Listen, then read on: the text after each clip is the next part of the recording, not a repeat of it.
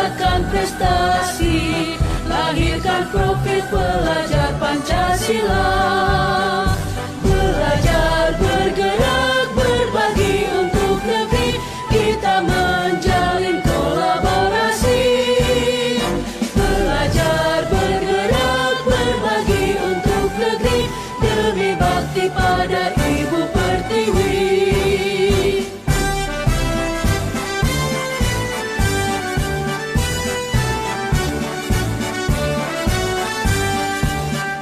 Bulatkan tekad, kuatkan hati, negeri ini memanggilmu kawan. Belajar, bergerak, berbagi untuk negeri, guru penggerak majukan pendidikan. Guru penggerak menghamba pada murid.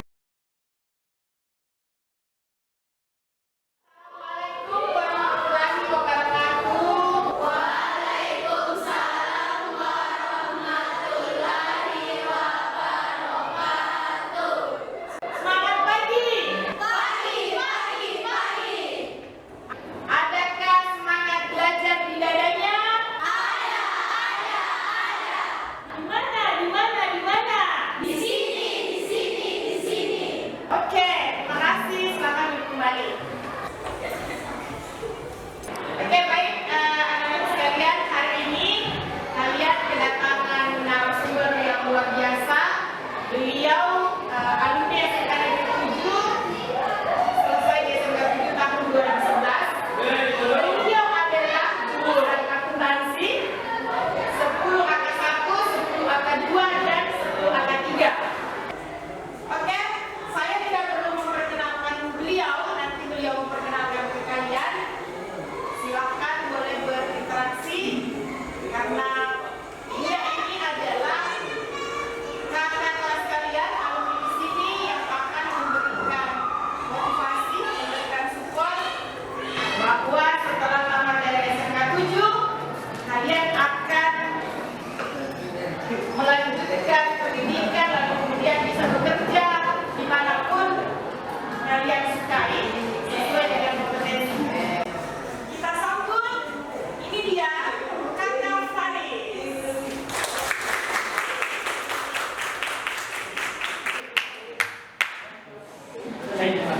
Semangat pagi. Ya, terima kasih buat Bu Erni selaku guru BK saya waktu zaman sekolah. Di sini saya sangat terhormat nih karena masih banyak sebenarnya alumni yang berprestasi lebih dari saya. Tapi kebetulan karena kedekatan emosional dengan Bu Erni, jadi saya teruntuk untuk membantu beliau. Perkenalkan, nama saya Evan Kurniawan. Saya masuk di SMK 7 itu tahun 2008, selesai di 2011, dan saya melanjutkan pendidikan di Politeknik Negeri Ujung Pandang dan lulus di 2014. Sekarang saya bekerja di PT Pelabuhan Indonesia Regional 4 Makassar. Nah, pada saat zaman saya sekolah, ini kan berawal dari 2008 saya masuk.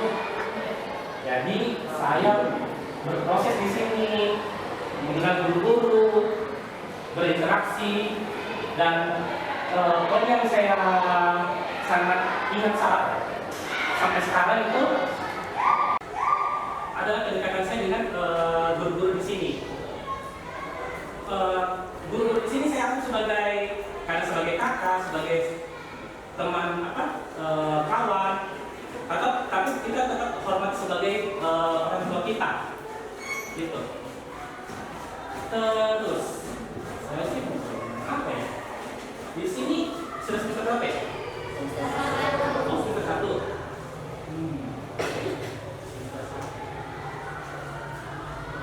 Apa lagi ya semua bilang ya? Pengalaman saya seperti pas di sekolah, kebetulan waktu sekolah saya ikut juga organisasi di OSIS, Pramuka. Dulu ada namanya ke bahasa Inggris dulu, nggak Inggris Club. Tapi dalam sekarang masih aktif ya. kebetulan waktu zaman saya kan lebih aktif di pramuka. Kebetulan Ibu Erni sebagai pembinanya, beliau itu sebagai pembinanya. Beliau itu walaupun keras mengajar, sangat keras, tapi dekat sama anak. Jadi dia keras karena supaya kita tuh bisa dipompa, jangan malas gitu. Terus bagus sih guru-guru kalau boros dapat. Guru siapa yang ada di kelas kalian?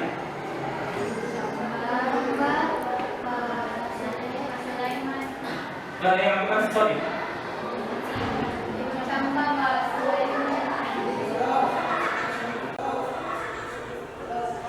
Baru di sekarang pelajarin apa? Kelas dasar ya? Jadi sama dasar akuntansi. Aktiva sama dengan? Pasifnya itu apa? Oke. Sudah belajar. Lanjut. Terus pada saat zaman saya sekolah, betul di belakang Bu Erni, saya sering ikut lomba akuntansi di berbagai kampus dan alhamdulillah dapat juara, yang minimal juara 1 lah. Terus jadi kita itu di SM1 karena apa namanya pada saat kegiatan lomba kita disupport dari sekolah, kami awalnya disupport entah dari bantuan untuk apa namanya iuran lomba, transfer apa dan sebagainya. Dan tapi yang jadi beban model saya itu yaitu harus membawa prestasi dari sekolah sendiri, gitu. Dan alhamdulillah dan setiap ikut dapat saja juara. Biasanya kalau perlombaan di berbagai kampus kayak contoh di Poltek sendiri untuk saya, di UNM, terus ada di ya, mana? Ada ya kelompok cuma 2. Terus kan pernah itu saya nih wakili Provinsi Sulawesi Selatan di lomba LKS tingkat nasional. Jadi kami tadi dulu di tingkat provinsi dengan berbagai SMK di Sulsel. Kebetulan akhirnya juara 1 mewakili Sulsel di tingkat nasional. Poin yang sampai sekarang itu kalau kita mau sukses ya, cintai apa yang kita kerjakan. Contoh kita sebagai pelajar nih, kan kita di jurusan akuntansi, otomatis kan yang harus kita pelajari itu akuntansinya ya, itu kan. Jadi berawal dari kecintaan dulu. Kalau kita sudah punya cinta dengan satu hal, pasti mau bagaimanapun, pasti tidak akan masuk. Gitu. Sampai sekarang di sini yang masih istilahnya kayak siapanya yang masuk di sini karena terpaksa, siapa? Kenapa bisa? Karena tolongan orang tua ya? Atau karena ada kakaknya dulu di sini? Kenapa? Boleh berdiri? Tidak. Kenapa bisa? Bisa kasih soalnya? Saya enggak. Semangat lagi.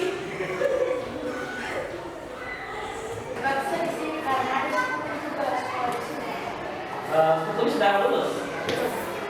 Kelas berapa sekarang? Kelas 3. Tapi tinggal di mana? Terus kalau terima kasih. Terus yang mengatur pilihan sendiri, istilahnya memang nanti apa pas setelah lulus SMP saya yang memasuki SMP dia akan pilihan sendiri. Kayak ini bukan gagal ini ya, gagal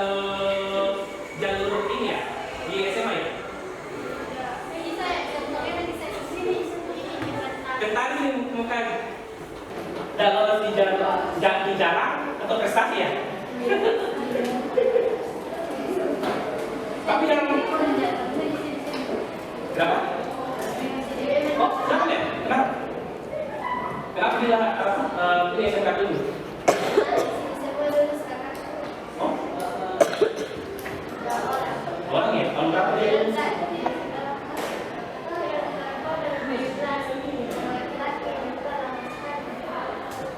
Jurusan apa nih? Oke. Terus yang atas pilihan sendiri berapa orang?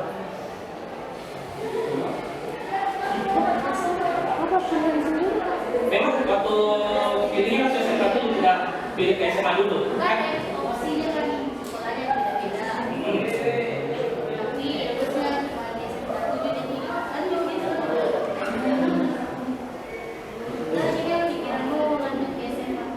Gak ada ya?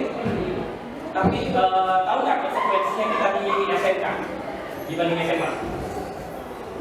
Kalau saya misalkan saya di SMK nih, pasti bakal beda di SMA.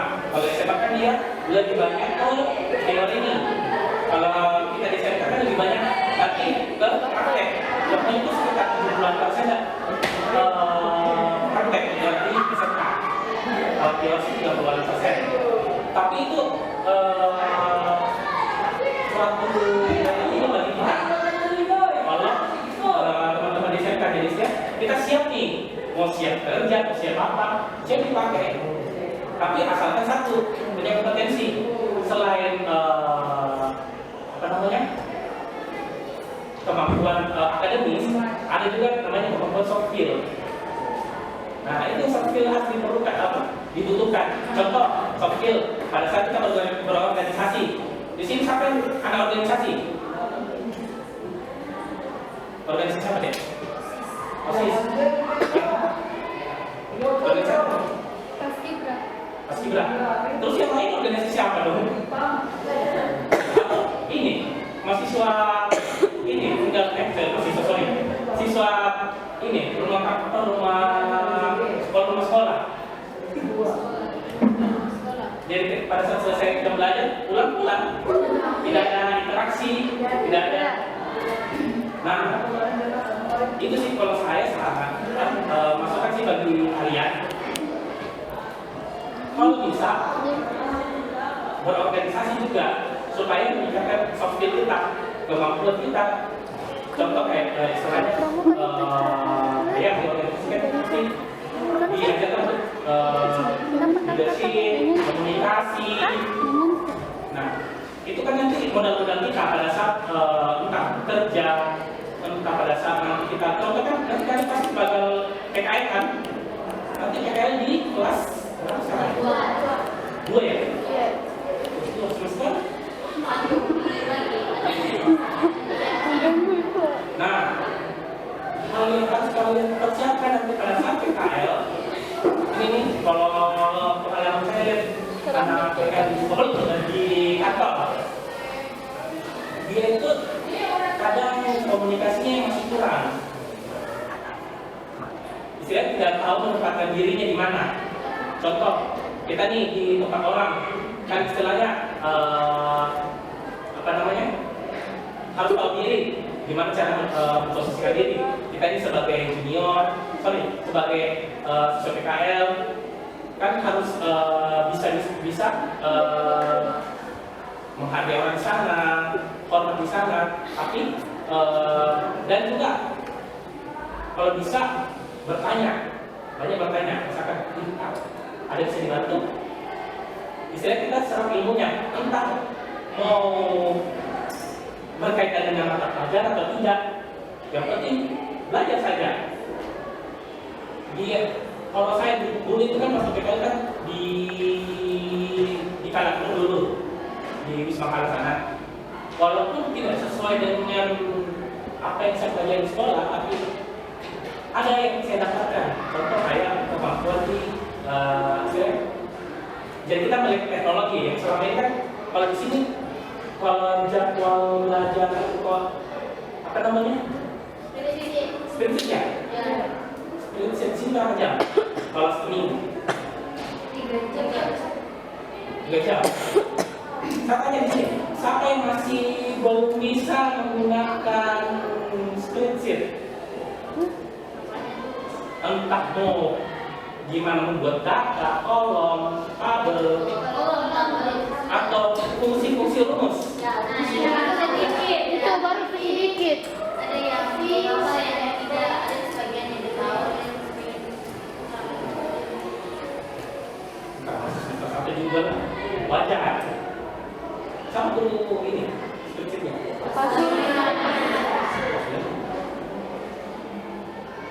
Berapa jam seminggu? Kalau sekarang apa yang dipelajari? bahasa Indonesia, Konsep di spreadsheetnya. Ayo.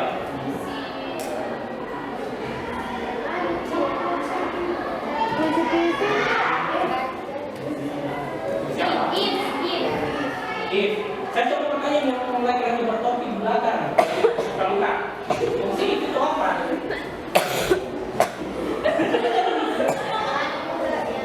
Fungsi itu apa? Kalau kita terjemahkan ke bahasa Indonesia ini kan itu 3 ya? Betul ya?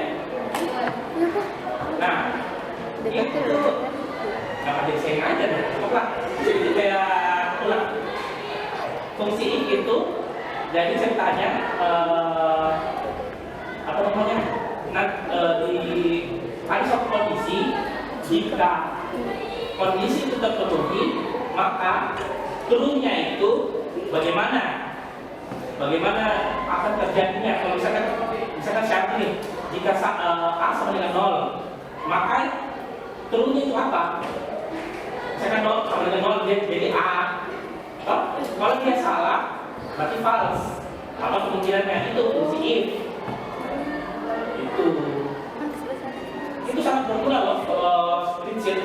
Jujur kalau di kantor, walaupun memang kita istilahnya dengan sistem yang diterapkan di perusahaan aplikasi yang tersebut, tapi ada suatu yang itu yang masih digunakan, kayak contoh spreadsheet untuk olah data, itu sangat berguna.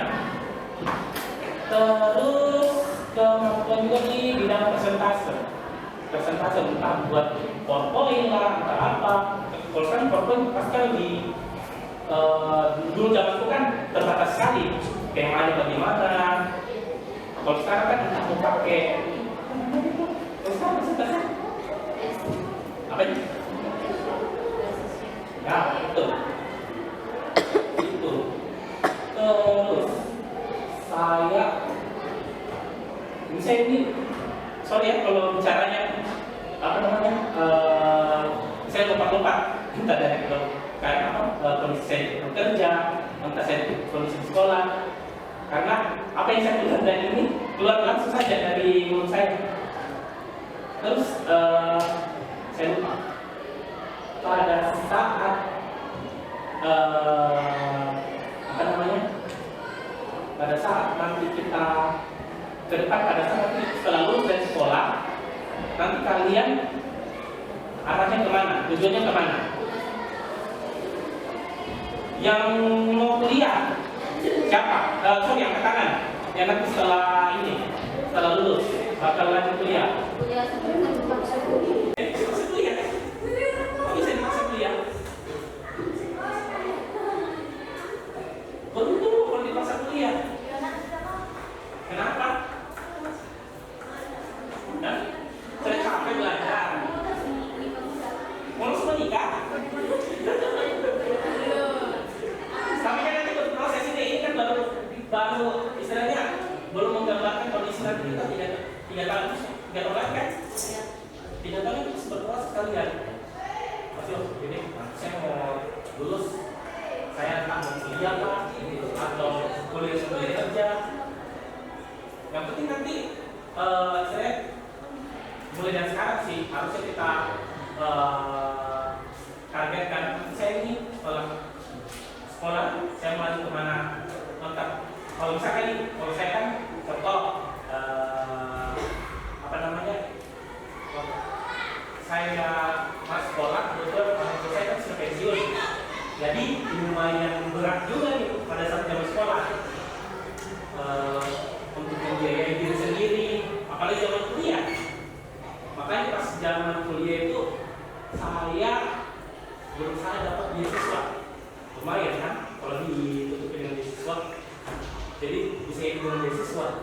Itu. Kalau toh dia udah istilahnya mentok dan bisa dapat beasiswa atau apa, tidak apa, kuliah sambil kerja ini tidak apa. Yang penting bisa kita atur waktu. Kita bisa memanage waktu. Time management kita bagus. Gitu. Itu sih karena ini teman-teman saya juga yang sangat dengan saya, ada juga punya sambil kerja karena mempertimbangkan kondisi orang tuanya. Karena kan di sini kita tahu tidak semua kita jadi anak beruntung, gitu. Jadi maka beruntung nggak ada. Orang tua Anda terpaksa ada kuliah, karena orang tua kita pasti berpikir, wah, kalau saya tidak punya mau jadi apa? Saya orang tua kan potong panting kerja siang malam, pas bilang untuk anaknya pas untuk anaknya. Jujur saya sekarang memang belum menikah karena saya pertimbangkan anak saya. Kebetulan orang tua sudah meninggal, terus saya istilahnya jadi orang tua bagi adik saya. Adik saya masih sekarang yang sekolah 2.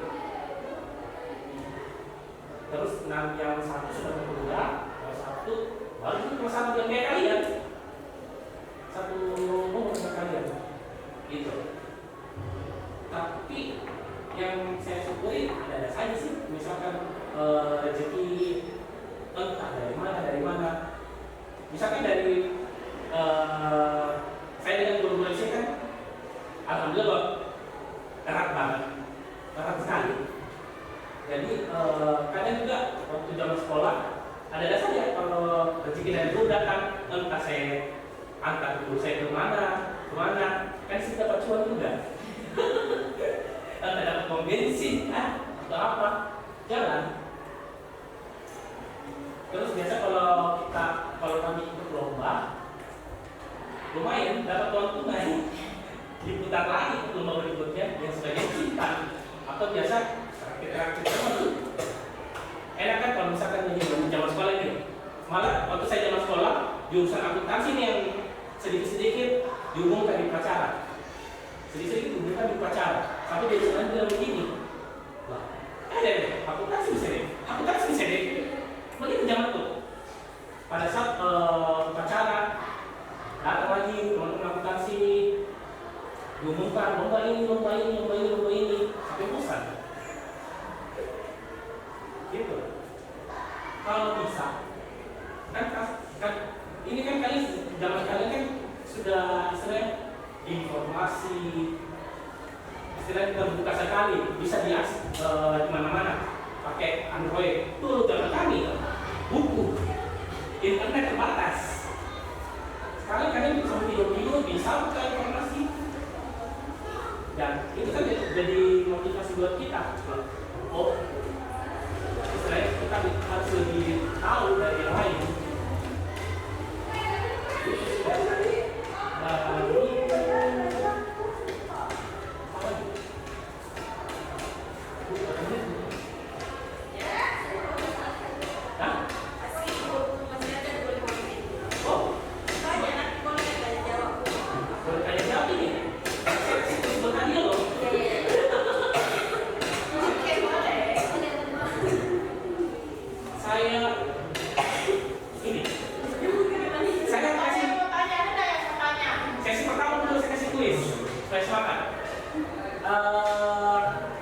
Apa ya?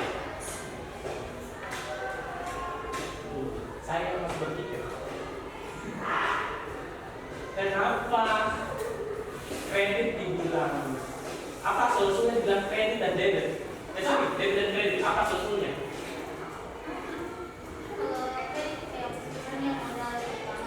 Kan itu debit itu apa, kredit itu apa? Apa itu maknanya dari debit kredit? Ayo, siapa yang bisa jawab? Apa makna dari debit? Yakin, debit harta. Ya, yakin. Ayo, siapa yang bisa jelasin itu apa makna dari debit dan kredit? Padahal itu udah apa yang bisa jawab? Yang bisa menjawab? Ayo, ada seperti ini. Satu.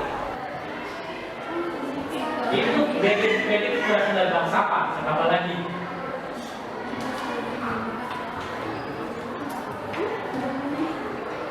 Sampai ada tidak tugasnya saya? Dijelaskan? Tidak dijelaskan? Hah? Nah, itu apa makna dari debit dan kredit? Terus berasal dari bahasa apa?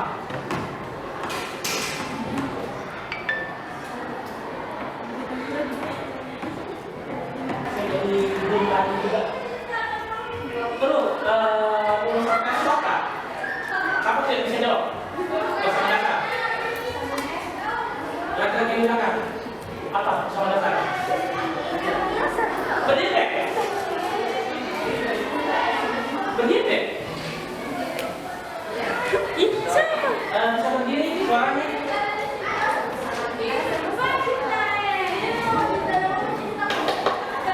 Jadi jawab. Yang bisa jawab apa bersama dasar? Apa bersama dasar? Sama. Nah, terus sisi kiri, kredit itu sisi kanan. Begitu doang. Oke, siapa yang mau tanya nih? Ya. Kak Kalau tidak ada yang menjawab, langsung saya mau tanya. Ya, tanya-tanya nih, Kak Faris itu dulu sekolahnya di mana, terus kok bisa nih setelah tamat langsung kerja gitu. Tanya dulu dong prosesnya. Gimana PKL? Saya zaman PKL. Saya dulu PKL di Amanah Finance di Wisma Kala. Kebetulan saya ditempatkan di bagian administrasi pembiayaan. Berarti paling yang saya catat itu, yang saya kerjakan itu pure administrasi, bukan kayak catatan akuntansi, gitu. Keuangan, enggak.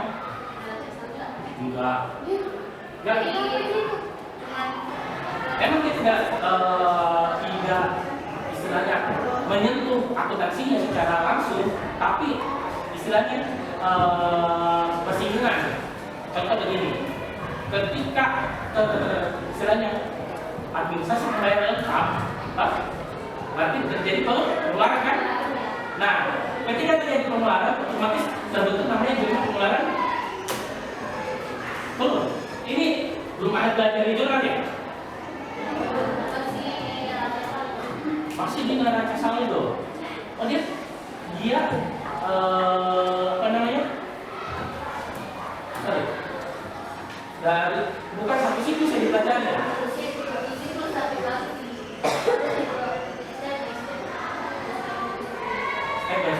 Kamu bisa jelaskan saya satu siklus? Laporan posisi keuangan dalam neraca dan catat kas dan catatan kas laporan keuangan. Gitu. Ya, jadi nanti kalau misalkan kita coba ada yang share, searching di laporan perusahaan, pasti itu dia 5. Pasti pertama laba rugi, perubahan likuiditas, neraca, halus kas, sama catatan kas laporan keuangan. Di catatan kas laporan keuangan itu dia menjelaskan semua komponen dari laporan keuangan itu, tentang aset ini sumbernya dari mana, utang sumber dari mana, modal sumber dari mana.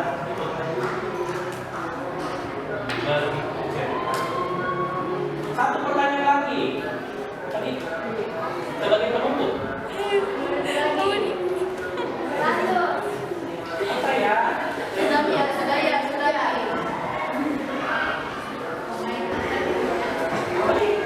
Bilang khusus.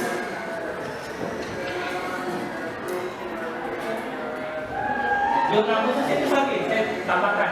Bilang khusus itu ada pembelian, ada penjualan, ada penerimaan kas, ada pengeluaran kas. Laporan perubahan arus kas, laporan arus kas, laporan perubahan modal, laporan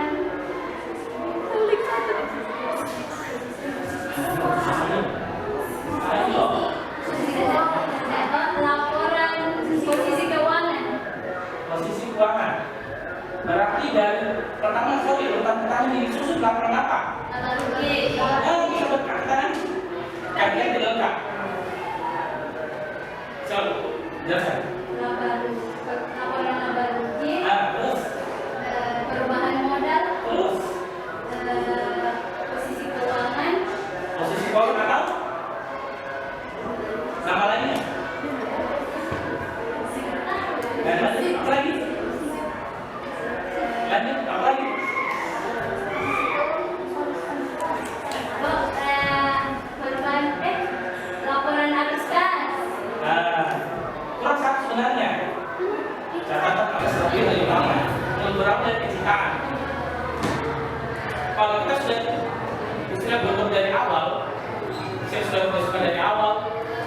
dalam apa kita suka. Nggak bakal masuk, yakin percaya. Gitu. Berawal dari kecintaan, jangan sama cinta.